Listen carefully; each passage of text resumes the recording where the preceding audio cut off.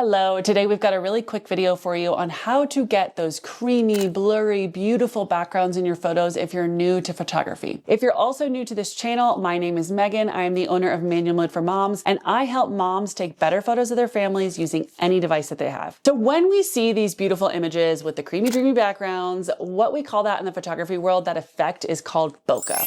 You don't have to call it that though, okay? And we're gonna look at the one setting that controls the blur in the background of your images. So the only setting you need to worry about is your aperture setting. And that is part of the exposure triangle settings, which we have talked about in other videos, and you can see those videos linked in the description of this video. So your aperture controls the diaphragm on your lens that opens to allow light in. Now, the wider this goes, the more light that's gonna be let in. So you can think about this a lot like your pupil.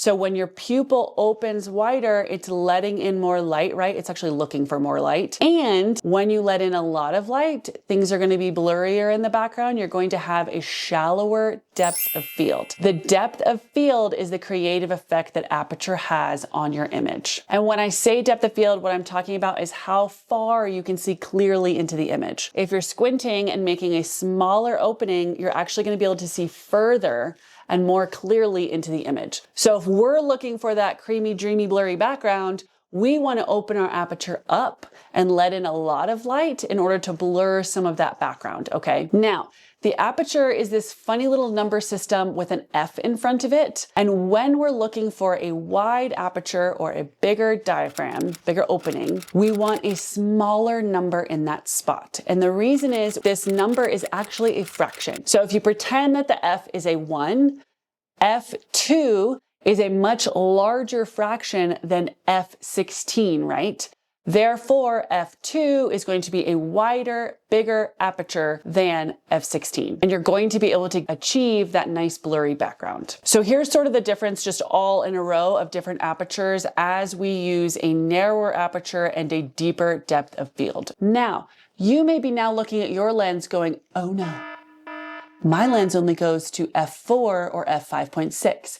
Maybe you bought what we call a kit camera that came with a lens, and that lens's maximum aperture doesn't go very wide. Then what are you supposed to do?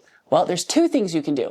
One thing you can do to help achieve the blurry background after you've opened it up as wide as possible to that F4, F5.6 is to pull your subject away from anything in the background. That's gonna give you a better chance of having the blurry background because there'll be less chance of anything being in your depth of field. The other thing you can do is actually get closer to your subject as well. That will also help achieve the blurry background that we're looking for. So don't panic if you don't have a lens that can go to 1.4 or 2 or anything like that. You can still achieve bokeh. You just need to get a little creative how you do it. And that's pretty much it. If you don't understand how to expose your image with all of those 3 exposure triangle settings, then I've got another video for you to watch, or you can also check out my comprehensive online photography course for moms called Manual Mode for Moms. But at the end of the day, if there's one thing you can remember, if you're looking for that blurry background, you want to open your aperture setting up wide using a smaller number.